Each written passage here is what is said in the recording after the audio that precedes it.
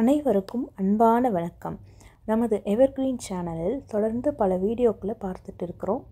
இன்றைக்கு பார்க்க போகிறது சித்திரை மாதத்தினுடைய முதல் நாள் சித்திரை கனி காணுதல் எப்படி, அந்த நாளில் நாம் என்னெல்லாம் செய்யணும், என்ன முக்கியமான விஷயங்கள் செய்யணும் அப்படின்றதையும், வழிபட வேண்டிய முறைகள் என்ன, அதே மாதிரி என்னெல்லாம் நாம் அன்றைக்கு செய்தால் மிக உயர்ந்த ஆண்டாக இந்த ஆண்டு நமக்கு அமையும் அப்படிங்கிறத இந்த பதிவில் பார்க்கலாம்.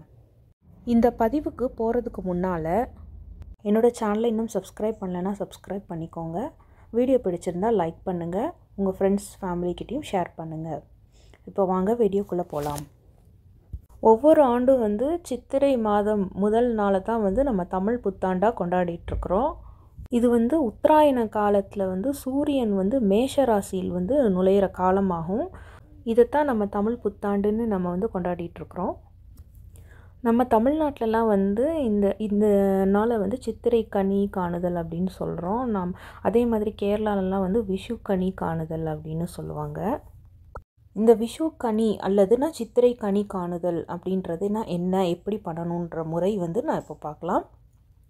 சித்திரை முதல் நாள் கனிகளுக்கு மிகவும் முக்கியத்துவம் அளிக்கப்படும். காரணம் என்னென்னா, மா, பழா, வாழை இந்த முக்கனிகளும் இந்த காலத்தில் ஈஸியாக கிடைக்குன்றதுனால இந்த பங்குனி கடைசி நாள் இரவே விஷு கனிக்கான எல்லா ஏற்பாடுகளும் செஞ்சு வச்சிடணும்.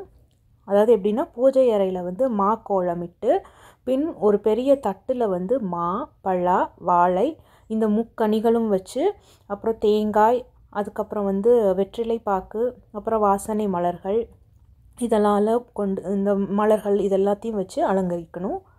அதே மாதிரி பணம், அப்புறம் காசு நிரப்பி வச்சுக்கலாம். அதே மாதிரி ஒரு முகம் பார்க்கும் கண்ணாடி அந்த தட்டில் முக்கியமாக வைக்கணும்.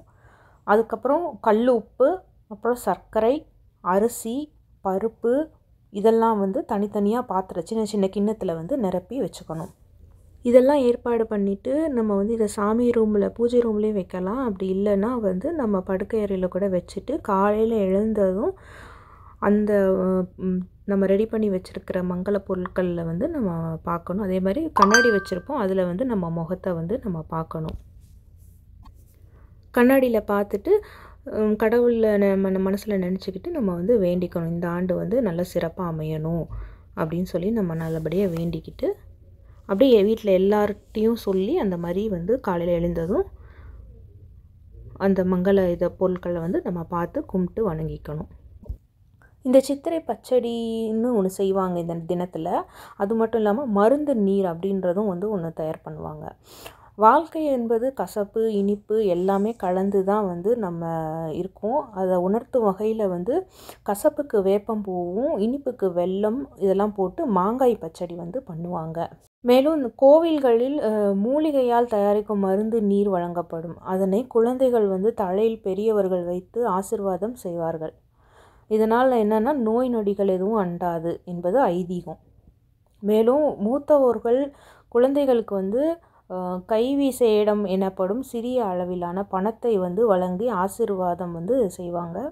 அதுக்கப்புறம் இனிப்பு பதார்த்தங்களை உற்றார் உறவினர்கள் அவங்க கூடலாம் பகிர்ந்து புத்தாண்டை நல்லபடியாக மகிழ்ச்சியாக கொண்டாடுவாங்க.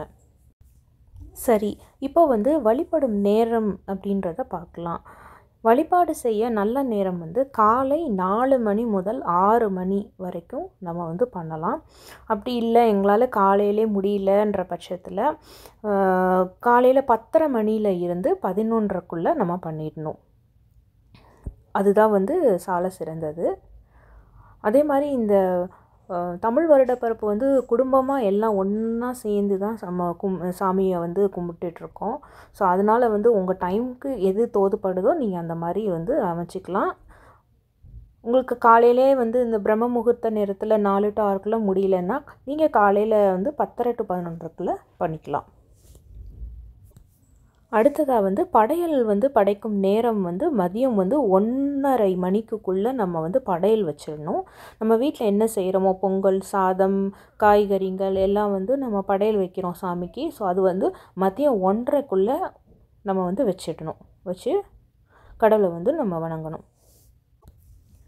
இந்நாளில் அனைவரும் காலை எழுந்தவுடன் சித்திரை கனிகளை கண்டு நோயற்ற வாழ்வும் குறைவற்ற செல்வமும் பெற்று ஆண்டு முழுவதும் சிறந்த பலன்களுடன் வாழ்வோம் என இறைவனை வேண்டி பிரார்த்தனை செய்வோம். மீண்டும் உங்களை அடுத்த பதிவில் நான் சந்திக்கிறேன். நன்றி, வணக்கம்.